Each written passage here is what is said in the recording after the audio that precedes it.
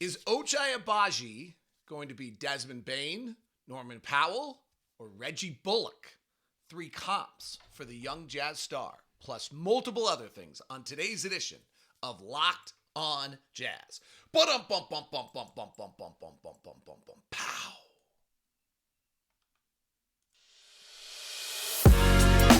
You are Locked on Jazz, your daily podcast on the Utah Jazz.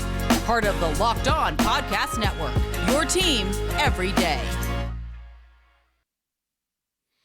Hello, how are you? It is the February 16th edition of Locked on Jazz. The fight, undeniable. Colin Sexton's hamstring is a bit disconcerting. Ochai Abagi is impressing people, while Walker Kessler stymies Ja Morant. Who are Juan Toscana-Anderson and Damian Jones, and what do they mean for the stretch run of the season? Plus a look at that stretch run and what the Jazz have ahead. It's all coming up on today's edition of Locked on Jazz. I'm David Locke, radio voice of the Utah Jazz, Jazz NBA insider, and this is Locked on Jazz, your daily podcast on the Utah Jazz, giving you insight, expertise, geeky numbers, and hopefully making it way better to be a Jazz fan each and every day. Thanks so much for making Locked on Jazz your first listen, and welcome to All-Star Break Weekend. If you get a chance, in the spirit of the offseason or the break, feel free to give us a 5-star review, subscribe, follow, and if you're on YouTube, hit that little bell. We're free on all platforms, and we're on YouTube, where you can be a part of the Locked on Jazz group and be a part of the group, be a part of all Jazz fans around. The fight last night was pretty awesome. By the way, All-Star Weekend is here. Please take it in. So much work by so many people. Such a unique experience. So pretty great. And a bunch of my cohorts are at work already. So the fight last night was pretty awesome. Jazz lose in Memphis, down 23, commit an incredible amount of turnovers. They lose Colin Sexton. 4 minutes in, Lauri Markkanen before the game did not play. I understand the confines by which the Jazz season was defined by the outside media before the season started, that the Jazz were going to be tanking. At some point, by the way, 60 games into the NBA season, when the Jazz have not shown a single sign of tanking on or off the court, we can probably stop looking at every move through that lens. Like, we can move on. We can grow up. I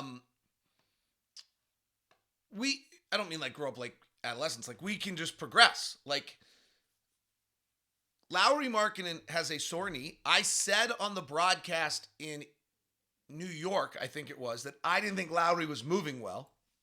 I actually thought it looked like he had a back issue. He looked super stiff. I watched, if you were at the arena, Will Hardy finished his press conference, went straight out onto the floor to watch Lauri go through his pregame warm-up with Eric Phillips, our head of sports athlete performance, with Lauri's masseuse, watched the whole workout. When Lauri was done, he kind of tried to avoid Will a little bit. Will patted the chair next to him and said, "Come sit down next to me." You watched the conversation. I have no idea what was said. I was across the gym, but I was doing my job. I was there. I was on site. And then that's when the decision was made that Lauri doesn't play. I got a bunch of people hitting me on this. Like, there was no tank to this. Lauri has an issue. If you watched the whole week, you could see it in the arena when you were watching him. And the Jazz did what, frankly, is the right thing to do, which is to decide that Lauri Markkanen's the franchise. If you've got a sore knee and it is leading to issues, like, don't play. Like, this is a little bit where this whole entire discussion about load management and shortening the season and all these other things, like, it's not always the player, the modern player. No, it's actually the modern team who is investing hundreds of millions in these players and is then very cautious about when they play and when they don't. Most players will play every single game. So Rudy Gay did not go to shoot around. Rudy Gay is sick. And Lauri Markkanen had a sore knee that was noticeable throughout the trip, and they sat him. At some point, 60 games in, I think we have to stop. I guess you can do whatever you want, but I could be stopping bothered by it when people hit me on it. We're not into some tank. Now, with that said, I am a little disconcerted by the Colin Sexton hamstring injury. Because Colin Sexton's been battling all season long off a fairly significant knee injury last year. And the whole purpose of the season was to get him out healthy and to have him have the knee and have his body right. And he's now hurt both hamstrings. And last time he came back, remember, he came back and then he didn't feel quite right. And then he sat again. And so he played kind of a middle 5 games in there, but in a sense, he was out from December 9th until January 9th. He was gone for a month. I'm not entirely sure. I don't know anything. I haven't talked to any of our medical guys, but I'm not entirely sure we aren't not going to, if Collin, the goal on Collin is to get him healthy through this year. It's a super important year.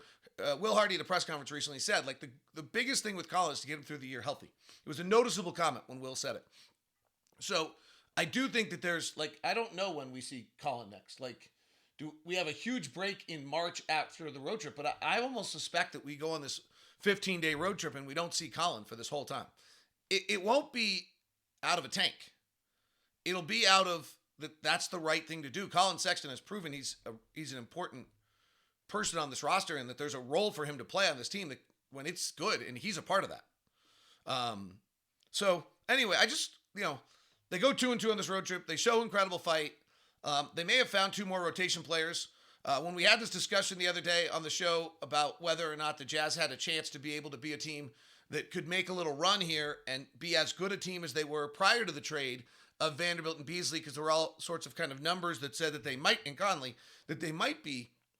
One of the things that I pointed out was I just didn't think so because they just didn't have 240 minutes of NBA minutes to play. Well, last night, ironically enough, with Lauri Markkanen and Colin Sexton out, the Jazz got closer last night to 240 minutes than they have been since the trades, because Juan Toscana-Anderson showed that his 25 minutes, and we'll dig into him a little bit more, are viable 240 minutes. And Damian Jones showed that if Walker Kessler is playing 32, I don't think there's any reason to believe Damian Jones couldn't play 16 minutes behind Walker Kessler every night and be borderline NBA rotation players. We all love Doak. We're rooting for him every second. It's not coming together right now. He's unfortunately just making a lot of plays, whether he's, drifting up, subtle plays where he drifts up too high and somebody drives by him, or just, lack of balance when he's getting the ball, so he's turning it over. It's just hard for him right now. And last night was extreme. 3 minutes minus 15's really extreme. Otherwise, his plus minus has actually been pretty good. He's, hasn't missed a shot yet. He's done a lot of things. He kind of gets in the flow and he gets better and better. But it might be that Damian Jones is your backup center, and suddenly the Jazz have closer to 240 minutes the rest of the way. So I just want to, I heard that, again last night, both in the arena, both from Twitter, both a bunch of places. I just was like, come on, really? We haven't made a trade yet that was a tank trade. Mike Conley, Malik Beasley, Jared Vanderbilt for a first-round pick that's top 4 protected is trading Mike Conley, who's a wonderful human being, who is on the downside of his career and, has limited time left, but is still battling and is good and going to be good for Minnesota. And Malik Beasley and Jared Vanderbilt, who are both, rotation 8-9 players. I guess Vando started last night, which is great. And Beasley started last night, so they kind of inserted them both into the starting lineup last night for the Lakers. Maybe that's how they're going to do it. But they played 28 and 23 minutes last night. You go get 3 rotation players in the NBA and you get a first-round draft pick with top 4 protection. You make that trade. Every trade the Jazz have made so far are trades you should make, kind of regardless if you're tanking or not. So the narrative is getting a little old to me on that. The fight is what the story should be, because every single night this team is showing just incredible Incredible fight. All right, I will get off my high horse because I had an interesting conversation with a scout last night who really liked Ochai Abagi, and I want to share it with you and get and take a look at who Ochai Abagi might be in his NBA career and what might be a tremendous find for the Utah Jazz. Today's edition of Locked On Jazz is brought to you by FanDuel.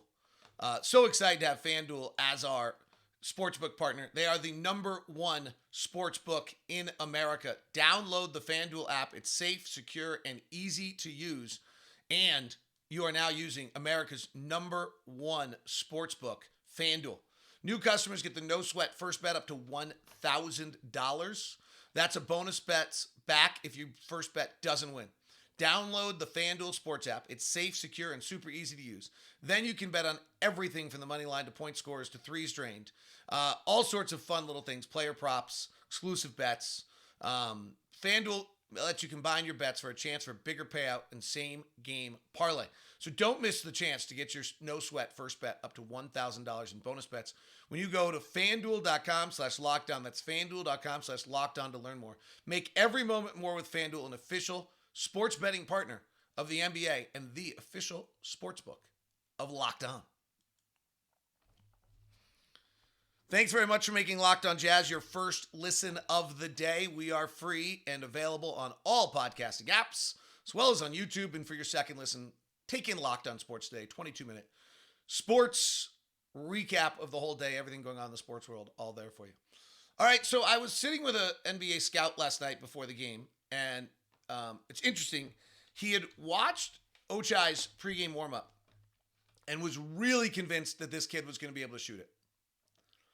And so I said, is he, and let's go back to something I've said this whole time about Ochai. And this is what I love about him. At 6'5", 210, or 6'5", 215, there's a million of them, right? So if we start searching NBA players by 6'5", 210, we have a million of them. Desmond Bane is 6'5", 215. Desmond Bane is 6'5", 215. Josh Green is 6'5", 200.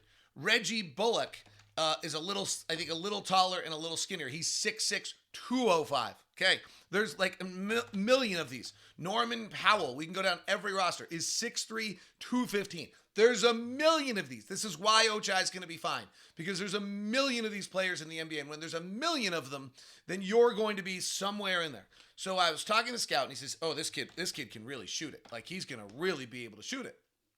So I said to him, is he really going to be able to shoot it like a Desmond Bane or like a Norman Powell or like a Reggie Bullock? Like, we kind of got into this conversation. So Norman Powell is a career 39% three-point shooter. Desmond Bane is a career 43% three-point shooter and pretty much the best, like one of the five best shooters in the league. And then Reggie Bullock and is a 38% three-point shooter. So, like, let's say that Ochai ends up being a 38% three-point shooter. So that's a grand slam. You're 6'5", 210, 215, and you shoot 38% from three. You spend 15 years in the NBA. It's awesome. So who is he? And, which one is he? So Reggie Bullock's a 3-and-D, not a lot of handle, never goes to the free throw line, less than a free throw game his entire career kind of player. And Norman Powell's a guy who was a leading scorer at UCLA, rolled into a bunch of different roles, played off the bench for the first part of his career. Then finally at 27, he got to start and suddenly jumped after averaging, 6, 8, 9 points a game. Midway through his career, suddenly jumped up to 19 or 20 points a game. He's now at 17 for the Clippers. And he's, suddenly gone from going to the line 1 or 2 times a game to going to the line 4 or 5 times a game.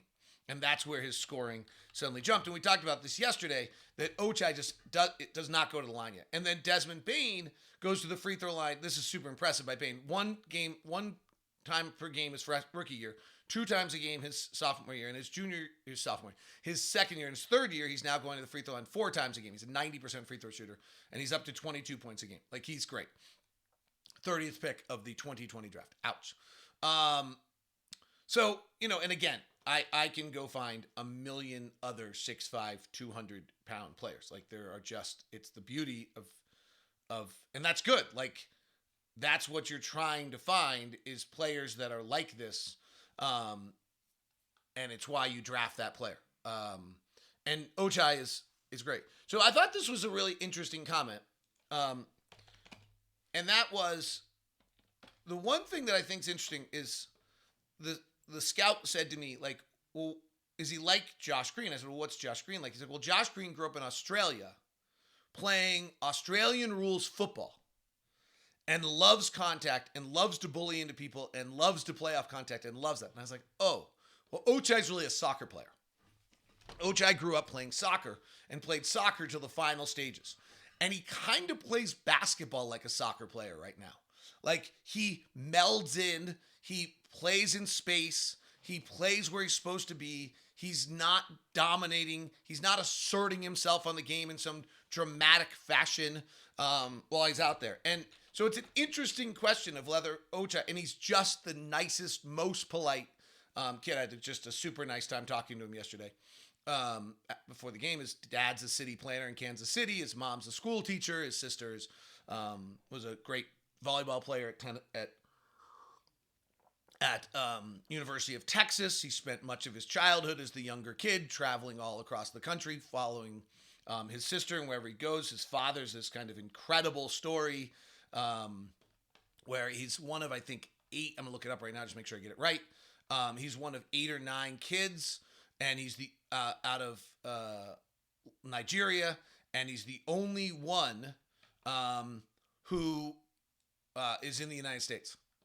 He came to the U.S. to play junior college basketball in India, and the rest of his family is in Nigeria. He's the only one. He meets his wife then at Milwaukee, Wisconsin after a JC. Ochai developed late. He grew 9 inches from his freshman year to his junior year, and that's when he then moved on from soccer. But he does have, like, the track record. He scored 37 against Texas Tech last year. Like, there are games where suddenly his job is to put his kind of stamp on it, and I think it will evolve. So the comment actually by the scout was that he'll maybe be somewhere between a Desmond Bane and a Norman Powell. Woo! That's pretty great. That would be a huge, massive win for the Utah Jazz with that 14th pick. But I think it's clear that Ochai Abagi is a huge, massive win already. Last night was a really good game. Suddenly the game needed a little bit more out of him. So he goes into double figures for just the 4th time this season.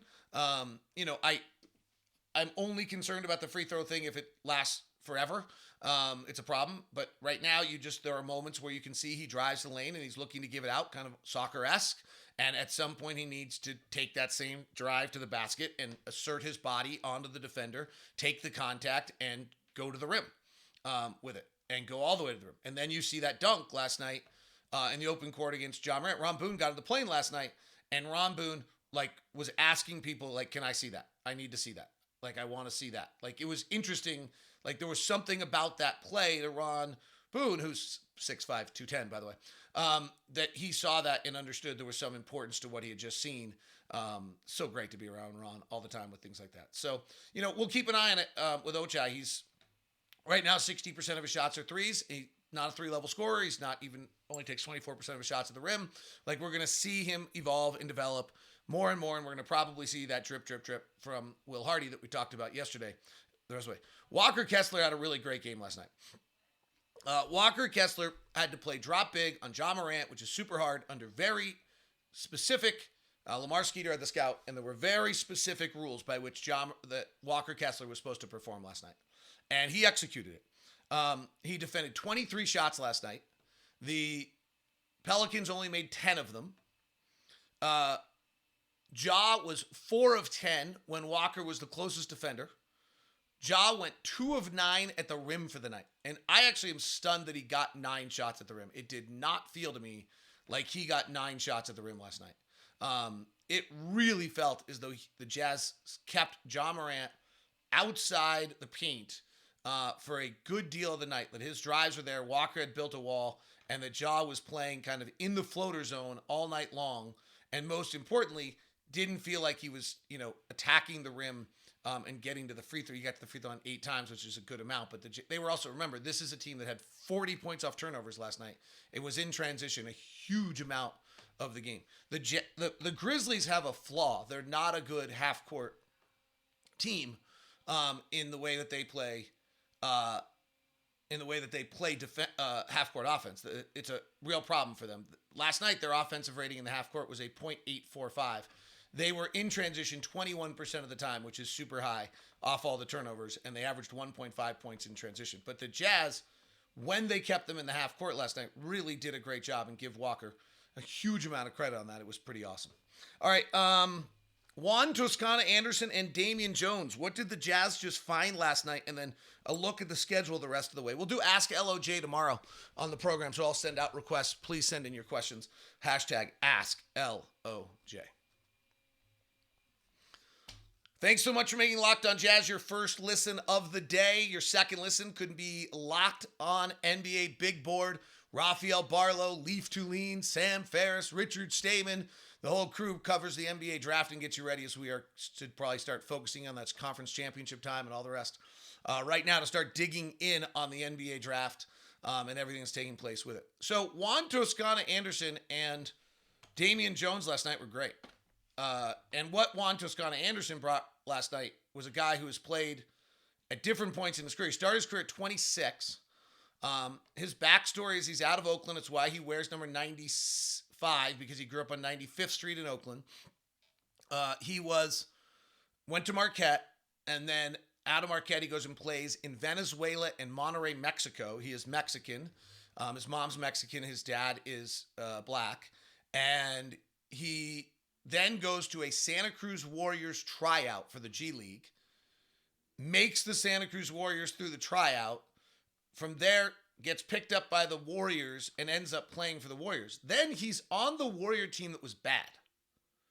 So in 2021-22 is the year in which 2021 is the year in which the Warriors are not particularly good, if I'm right, if I've got my years right on the Warriors. And he makes that team. Maybe it was, it might have been the 1920 team. I'd have to go back and look at it.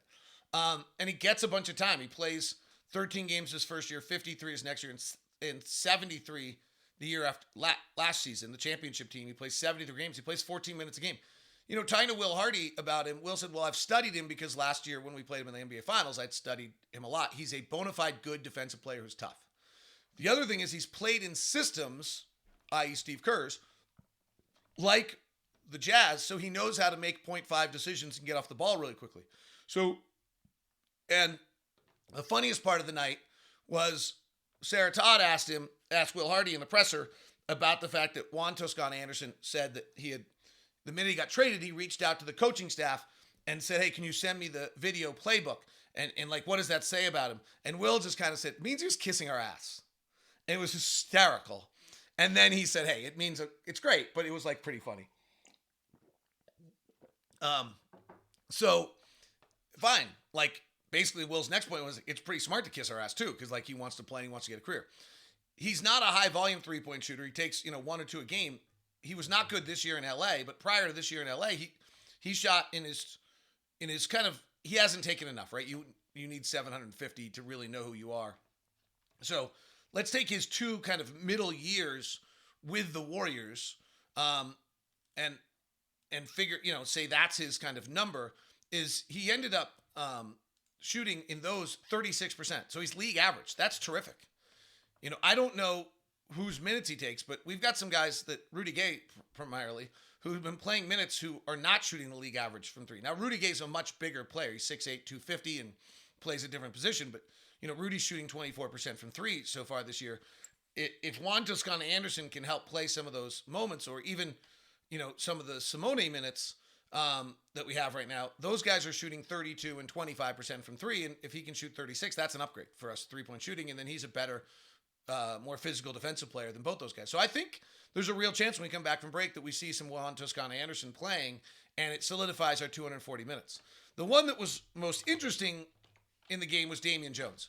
And Damian Jones is this interesting player. He played 3 years at Vanderbilt, super young, like he's the opposite of what every other parent was that they held their kid back. He actually skipped a grade and was really young. And at Vandy, he was a college player who was, he was fine. He averaged about 14 points and 7 rebounds, and he came into the draft with this incredible athleticism, incredible body, and like lacking some aspects. And that's kind of been his NBA career. Like he gets drafted by the Warriors 30th pick of the 2016 draft. Same thing, though, by playing 3 years with the Warriors, he has an understanding of like how to play Jazz basketball, what they want. He then goes to Atlanta, where he played a lot. He started 27 games. He played 55. He played 16 minutes a night. He was pretty viable. And then in 2021, he goes to Phoenix, and midway through the year, he gets moved to LA or released, and he just starts onto this kind of weird cycle for that 2021 season, which is the COVID year, I think. No, that's the year after the COVID year, where he's just bouncing around, right? So he plays 14 for Phoenix and 8 for LA and then 17 for Sacramento. So that's kind of a wasted, weird year. And then last year, he plays 56 games in Sacramento and starts 15 and plays 18 minutes a night. He actually kind of almost adds a three-point shot. He goes 10 of 29 from 3. So here's another guy who's viably played, minutes. They're not going to suddenly become like stars or anything, but viable NBA minutes. He's on 3 different occasions kind of for an entire season of his career, average in, really for 2. In 55 games in Atlanta, he averaged 16 minutes a night. And for 56 games in Sacramento, he averaged 18 minutes a night. He's obviously bouncing around, and he's never done anything that's so great that they end up deciding like, I have to have him back. But he's done a nice job, and he has the interesting one for the Jazz is he has another year on his contract. So he has a player option for 2.5 next year, which means he'll pick it up. Actually, Doak doesn't, right? So in the standpoint of like which one of these two players could help you next year and you want to develop, I think Damian Jones actually might be that player a little bit more than Doak, because Doak's not under contract for next year. And I'm assuming that Damian Jones is going to pick up his option. And he really ran the floor well last night. He's a really good athlete. He did some nice things defensively. You can switch him out on the floor. You really can't switch Doak on the floor right now. He was super. And I suspect coming back from break, we'll see him on the floor and getting some time. And those two things solidify the Jazz for this home stretch. The home stretch is interesting. I looked at the schedule today. So we play, of our final 20 games, we play 6 games against really high-level opponents where if we won, it'd be really surprising. We play 4 games against teams that are kind of in the tank. So Sacramento, or San Antonio and Charlotte. We don't play Houston. We don't play Detroit. Orlando's not in the tank. Orlando actually, I think, is going to make like a little run to try to make a play-in game here. If you look at the projected standings, 538 has the 10th seed with 40 wins. Basketball Reference has the 10th seed with 41 wins. 538 has the Jazz 1 win off at 39, not getting in. And Basketball Reference has the Jazz at 40, not getting in. What gets interesting to me on this is a little bit the Lakers. The Jazz closed the season playing the Lakers on April 4th and the Lakers on April 9th, the last game of the season, and the Nuggets on April 8th.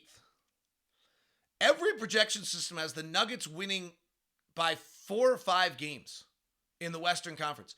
The Nuggets very well may not be playing their guys on April 8th for the Jazz. So that could suddenly, if you're in a one-game thing, that could really swing things. The Lakers are super interesting to me. Like, I don't know if they're clicking in. They look way better. Lot of aspects of them look like a better basketball team than when I've looked at them. They did pull off a nice win last night, 120-102. Like, the assumption is that they're going to click in here. However, if for some reason Anthony Davis gets hurt again, or LeBron James doesn't click in, or something, and they don't, and they're not playing those final games, interesting. The other one is those final 2-4 games against the Lakers might be for the playoffs, or to get into the play-in. How fun is that? And the Thunder game on the 6th could be as well. So really going to be a fun final 20 games. In the meantime, enjoy All-Star Weekend. We'll be back with you tomorrow with Ask LOJ. Thanks so much for tuning in to Locked On Jazz. I don't think I'll bring anything to you until next week, by the way, till Thursday, just to kind of give you a heads up on that. I think I will go take some time. It is Locked On Jazz. Have a wonderful day. Thank you very much for tuning in. It is your team every day.